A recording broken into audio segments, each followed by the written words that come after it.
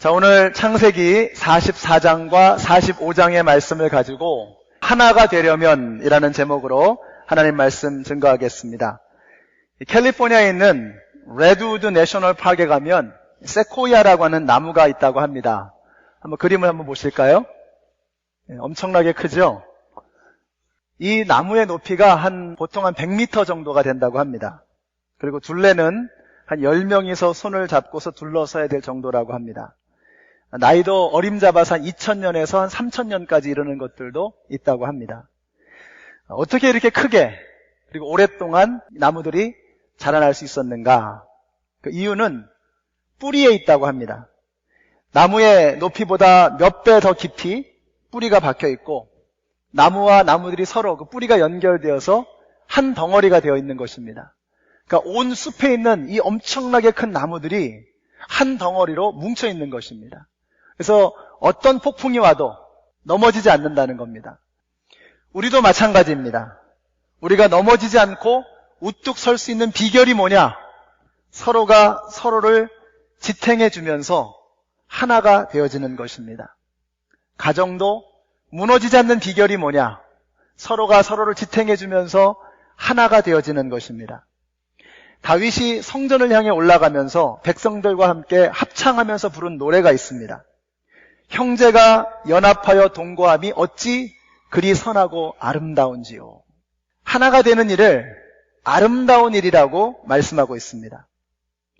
여러분, 하나님께서 천지를 창조하시고 그 만드신 것을 보시면서 뭐라고 말씀하셨어요? 보시기에 좋았더라. 둘째 날에도 셋째 날에도 하나님께서는 그 지으신 것을 보시며 보시기에 좋았더라 이렇게 말씀하셨습니다. 근데 마지막 날 그 모든 것들을 다 창조하시고 나서 모든 피조물들이 함께 어우러져 있는 것을 바라보시면서 뭐라고 말씀하셨습니까? 보시기에 심히 좋았더라 이렇게 말씀하셨습니다. 여기에는 하나님의 감정이 담겨 있는 것 같아요. 하나님이 흥분하시는 겁니다. 너무 기쁘셔서 보시기에 심히 좋았더라 이렇게 말씀하시는 것입니다.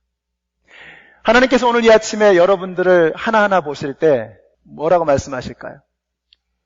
보시기에 좋았더라. 여러분을 향해서 아름답다, 참 보기 좋다라고 말씀하실 것입니다. 그런데 우리가 이렇게 하나로 어우러져서 주님 안에서 한 가족을 이루며 연합하며 동거하며 한 목소리로 찬양하고 한 분의 하나님을 높여드릴 때 우리 하나님께서 우리를 향해 뭐라고 하실까요? 보시기에 심히 좋았더라 이렇게 말씀하실 줄로 믿습니다. 저는 우리 연합장로교회가 하나님께서 보실 때에 심히 좋은 교회, 심히 아름다운 교회가 되시기를 축복합니다. 우리 교회가 영혼 구원하여 제자 삼는 교회입니다. 그러면 영혼 구원을 위해서, 제자 삼기 위해서 열심히 행사하고 열심히 봉사하고 성경 공부하고 서로 섬기고 열심히 구제하고 선교합니다. 그런데 서로를 사랑하지는 않습니다. 그러면 하나님께서 우리를 향해서 뭐라고 말씀하실까요? 아무리 대단한 일을 벌려도 서로 분열되어져 있고 서로 다투고 갈등하고 싸우고 있으면 그것은 하나님에게 칭찬받을 만한 일이 되지 못하는 것입니다. 우리 연합장로교회가 하나님께 보시기에 심히 좋았더라 칭찬받는 하나가 되어지는 교회가 되시기를 주님의 이름으로 축원합니다. 오늘 본문에 보시면 도저히 하나가 될 수 없을 것 같은 그런 사람들이 하나가 되어지는 장면이 나오고 있습니다. 하나가 되는 것 너무나 소중합니다. 예수님께서 죽으시기 전날 밤에 제자들을 불러놓고 기도하셨습니다. 여러 가지를 기도하시는데 그 기도 가운데 제자들을 위해서 기도하시는 그 첫 번째 기도의 내용이 뭐냐? 저들이 하나가 되게 하여 주시옵소서. 우리 주님께서 이런 기도를 하신 이유가 무엇입니까? 제자들이 하나가 되어지지 못한 것입니다. 제자들의 관심은 무엇이었습니까? 우리 중에 누가 가장 큰 자입니까? Who is the greatest among us? 우리 가운데 가장 큰 자가 누구입니까? 이것이 그들의 관심이었습니다. 자신들의 이고가 남아있는 한, 자기 중심주의를 벗어버리지 않는 한, 자기가 왕이 되려고 하는 한, 하나됨은 이루어질 수 없습니다. 이기적인 우리들, 뼛속까지 이기적인 우리들은 하나가 되어질 수 없습니다. 오직 하나님의 은혜로만 가능한 것입니다. 그것은 하나님께서 베풀어 주시는 은혜요, 기적인 것입니다. 그 기적이 오늘 본문 속에서 요셉과 그 형제들의 모습 속에서 드러나게 되는 것입니다. 동생을 죽이려 했다가 구덩이에 쳐넣고 애굽의 노예로 팔아버린 형들과 형들의 폭력에 의해서 무참히 짓밟혀버린 동생 요셉이 다시 하나가 된다고 하는 것은 불가능한 일처럼 보여졌습니다. 그럼 우리가 어떻게 하면 하나가 되어줄 수 있느냐? 첫째는 철저한 회개가 있어야 합니다. 지난 시간에도 형들이 잘못을 뉘우치는 장면이 있기는 있었습니다. 그러나 그것은 후회에 가까운 넋두리에 지나지 않았습니다. 근데 오늘 본문에 보시면 형들이 정말로 철저하게 회개했다라고 하는 것을 보여주는 장면이 나옵니다. 이야기는 이렇게 시작이 됩니다. 식량을 구하려고 다시 애굽으로 왔다가 돌아가는 길이었습니다. 다들 발걸음이 사뭇 가볍습니다. 억류되어 있었던 시므온이 이제 풀려나서 같이 집으로 돌아가는 것입니다. 거기다가 아버지 야곱에게 약속하기를 이 베냐민을 꼭 다시 데려오겠다고 약속을 했는데 이제 베냐민도 같이 집으로 돌아가고 있는 길입니다. 거기에다가 지금 이제 식량도 하나 가득 수레에 싣고 돌아가는 것입니다. 자, 그런데 불심검문에 걸리게 되었습니다. 총리의 은잔이 사라졌다는 것입니다.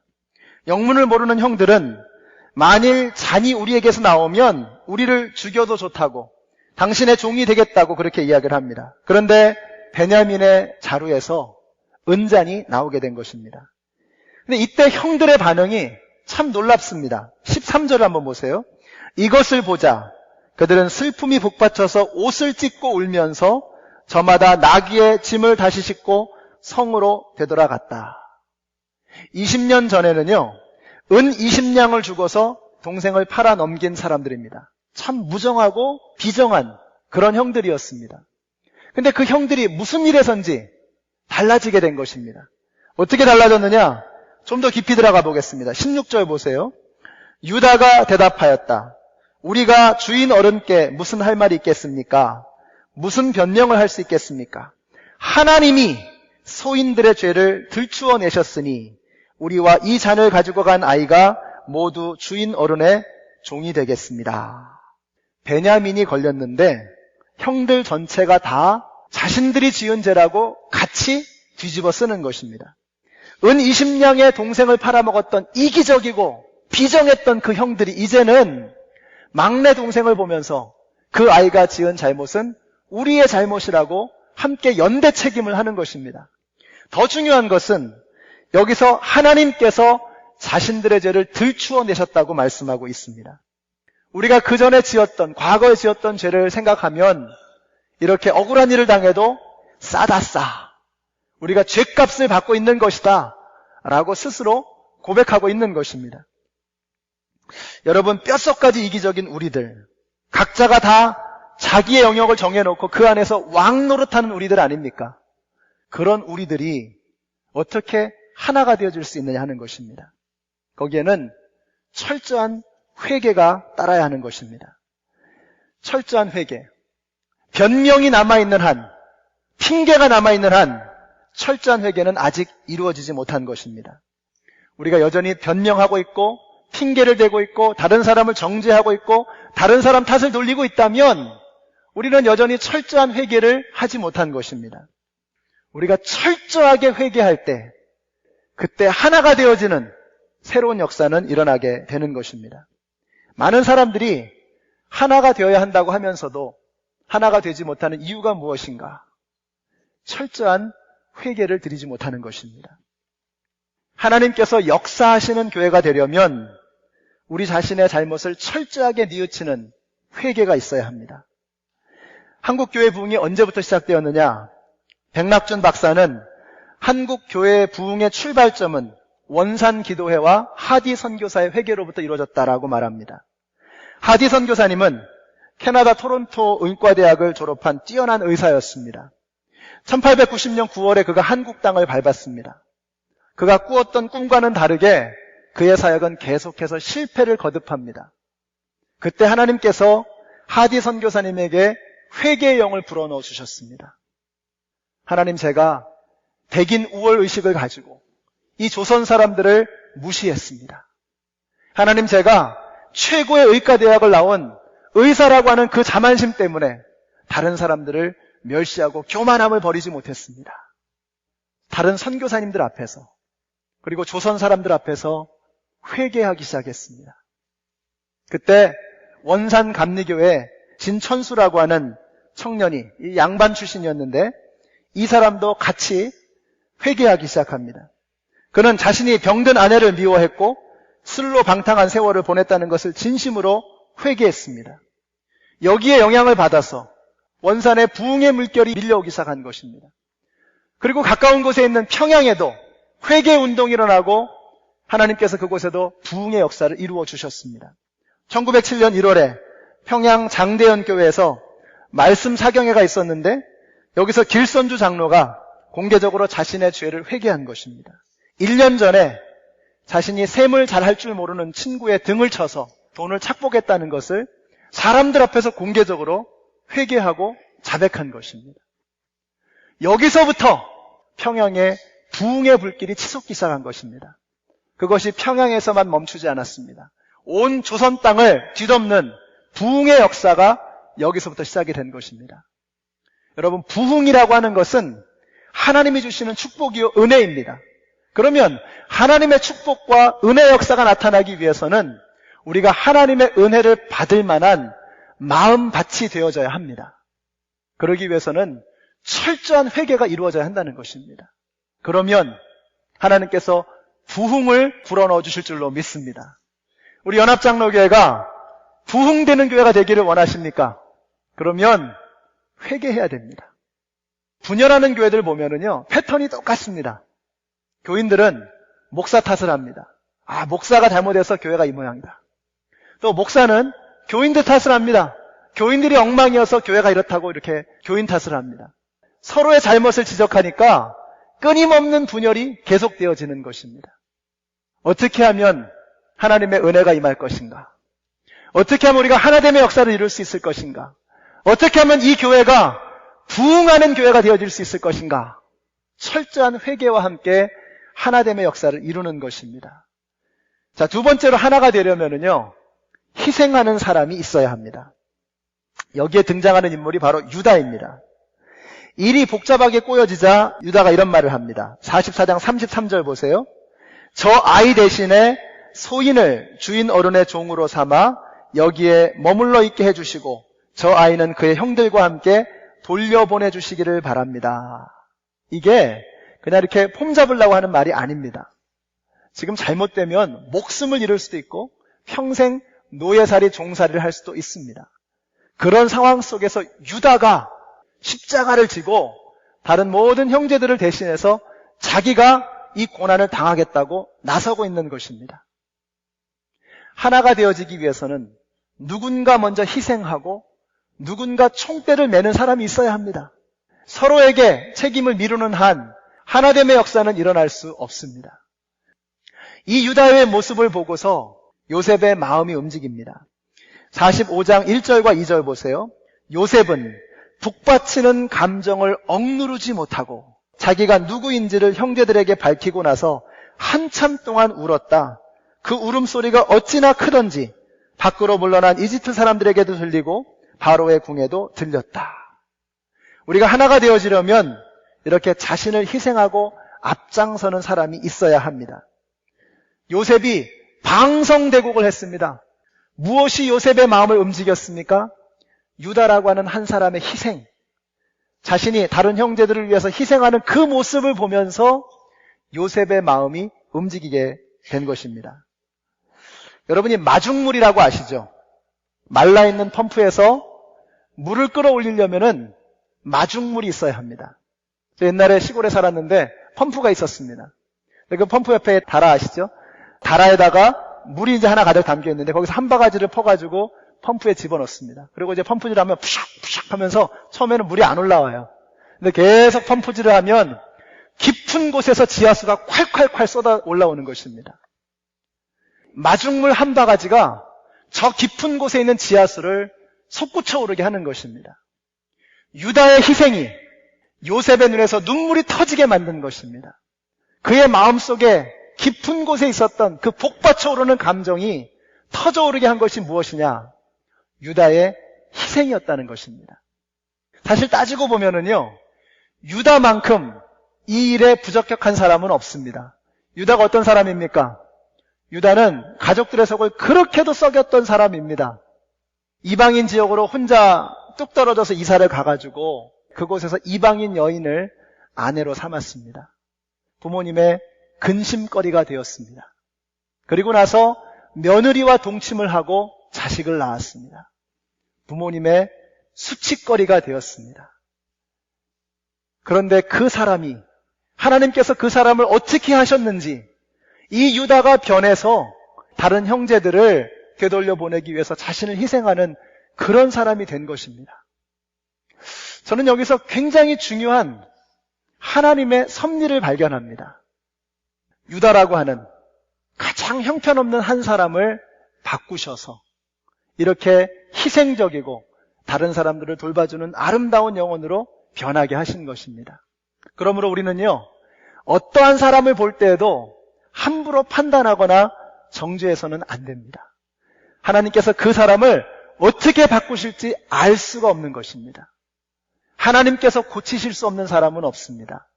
하나님께서 쓰실 수 없을 정도로 형편없는 사람은 세상에 없습니다. 제가 여러분 지금은 이렇게 조금 사람 구실하는 것처럼 보이지만 그런 사람이 원래 아니었습니다. 아주 형편없는 그런 삶을 살았습니다. 제가 신학교를 졸업하고 한국으로 방문을 했습니다. 그래서 제가 다녔던 모교회를 방문을 했는데 설교를 시켜주시는 거예요. 말씀을 전하고 나서 담임 목사님이 저를 부르셨습니다.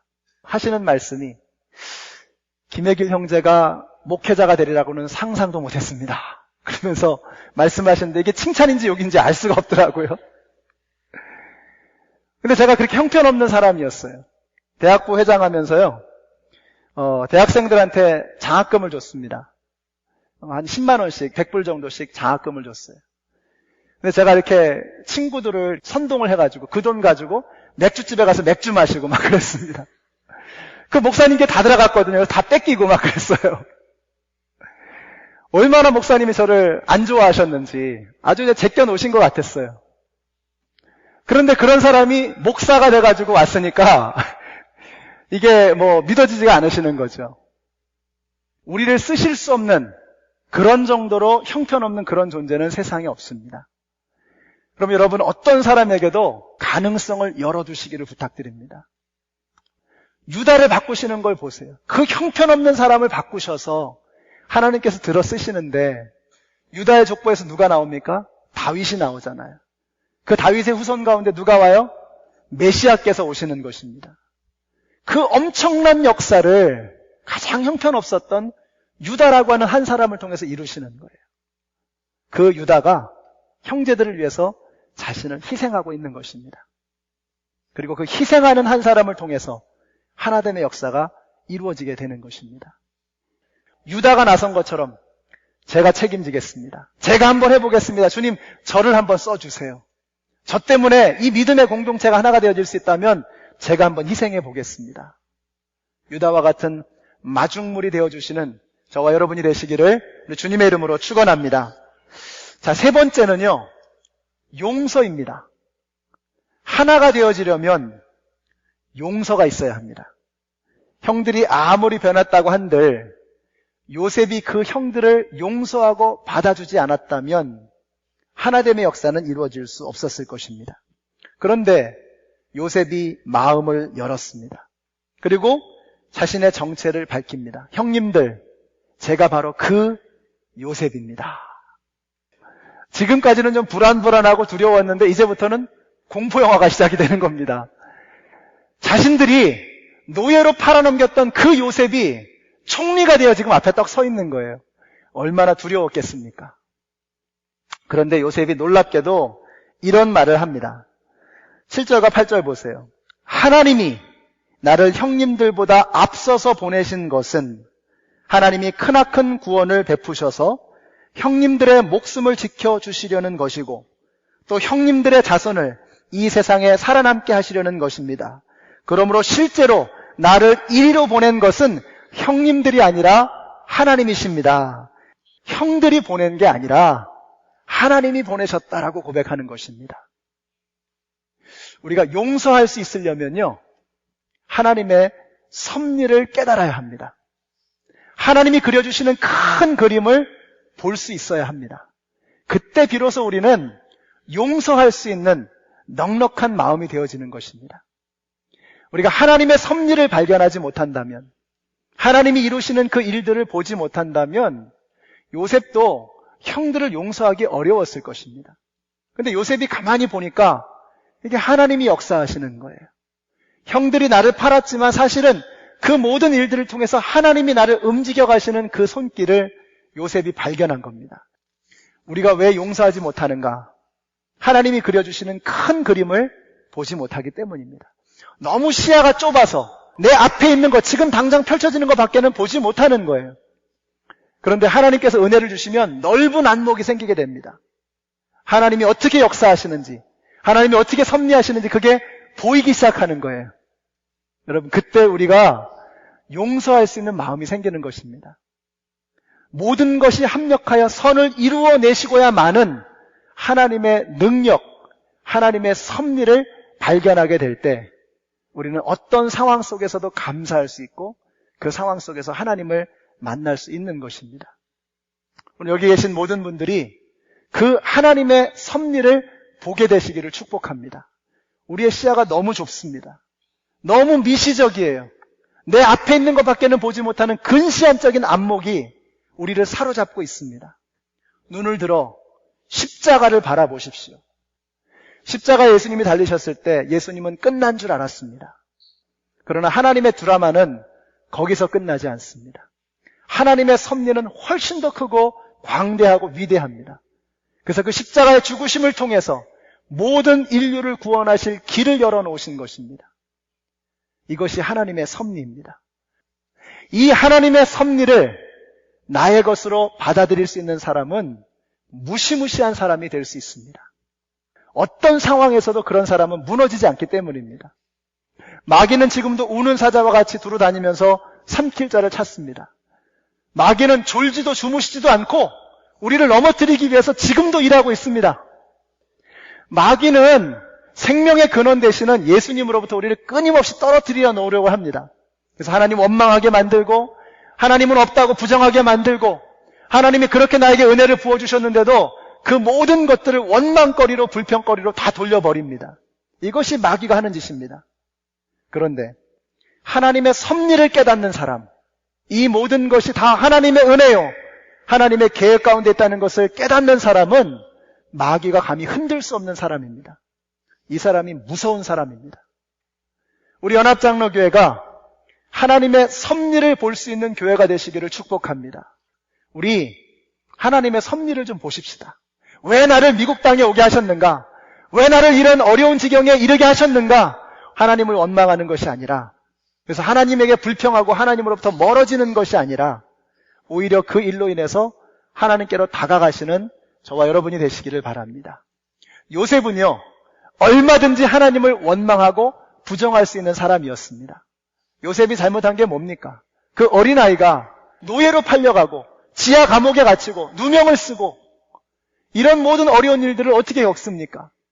얼마든지 하나님을 부정하는 쪽으로 나아갈 수 있었습니다. 근데 요셉이 하나님의 은혜를 입은 사람이에요. 하나님의 그 섭리가 보여진 겁니다. 나를 이 애굽 땅으로 보내신 것은 형님들이 아니라 하나님이셨습니다. 그래서 나를 애굽의 총리가 되게 하셨고, 나로 하여금 이 땅에 많은 사람들의 생명을 구하고 우리 가족들도 다 구하게 하시는 하나님의 역사가 이루어졌습니다. 라고 하는 것을 고백하는 것입니다. 용서는 어떤 사람이 할 수 있느냐? 제가 보니까요, 충분히 행복한 사람이 용서할 수 있는 것 같아요. 내가 겪는 어려움보다 훨씬 더 큰 만족과 기쁨과 행복이 있는 사람은 용서할 수 있습니다. 우리도 그렇지 않습니까? 옛날에 소풍 갈 때, 소풍 가기 전날은 싸우는 법이 없습니다. 엄마 말씀도 잘 듣고 친구들하고 사이좋게 잘 지내고, 뭐 동생이 뭐 달라고 해도 그냥 확 주고 막 그러죠. 왜 그래요? 너무 좋으니까. 잠이 안 올 정도로 너무 좋으니까 마음이 넉넉하고 너그러워지는 거예요. 우리가 왜 용서하지 못하는가? 행복하지 못해서 그래요. 진정한 행복은 어디서 오는 것입니까? 여러분, 진정한 행복은 오직 예수 그리스도에게서만 오는 것을 믿으시기 바랍니다. 여호와는 나의 목자시니 내가 부족함이 없으리로다. 내 잔이 넘치나이다. 하나님께서 내 안에 들어오실 때, 예수님이 내 삶의 주인이 되어주실 때 우리는 진정한 행복을 누리는 것을 믿으시기 바랍니다. 행복한 사람이 용서할 수 있습니다. 여러분들이 행복한 사람들이 되시면 좋겠습니다. 예수님 제대로 만나셔서 정말 행복이 뭔가를 누리실 수 있는 여러분들이 되시기를 축복합니다. 예수님께서 마지막으로 제자들을 위해서 하셨던 기도, 아버지, 저들이 하나가 되게 하여 주시옵소서. 하나가 되는 것은 우리 예수님의 소원이었습니다. 하나가 되어야 영혼구원의 역사가 일어납니다. 하나가 되어야 부흥의 물결이 시작이 되는 것입니다. 오늘 우리 회개하십시다. 여러분의 마음속에 있는 추악한 죄악들 다 내어놓으시고 회개하는 시간을 갖게 되시기를 바랍니다. 이제는 여러분이 회피하지 마시고 여러분이 유다가 되십시오. 여러분이 마중물이 되십시오.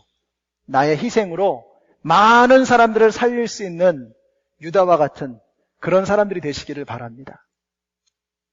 용서해야 됩니다.